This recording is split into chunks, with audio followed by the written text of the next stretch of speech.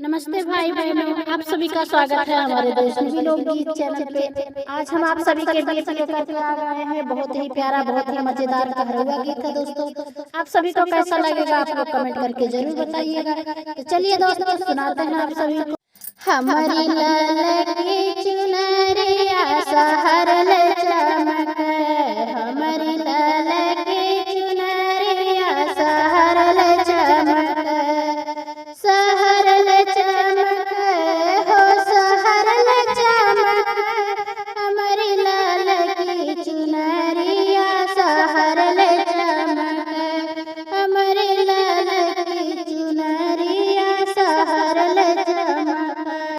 सोने की थाली में जेवना परोस्यो, सोने की थाली में जेवना परोस्यो, हमरा जेवे वाला पियावा विदेश तरस, हमरा जेवे वाला पियावा विदेश तरस, हमारी लाल की चुनरिया सहर ले चमक, हमारी लाल की चुनरिया सहर ले चमक।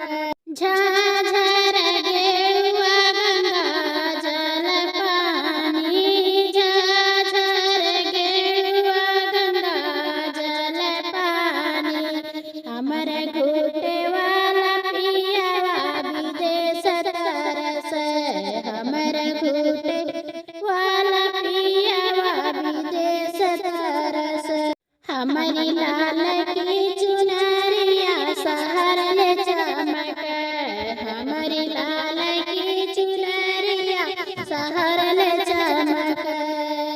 लौंग इलायची कबीरा लगायो, लौंग इलायची कबीरा लगायो, हमारा पूछे वाला पियावा विदेश तरस, हमारा पूछे वाला पियावा विदेश तरस, हमारी लाल की चुनरिया सहर ले चमक, हमारी लाल की चुनरिया सहर ले चमक।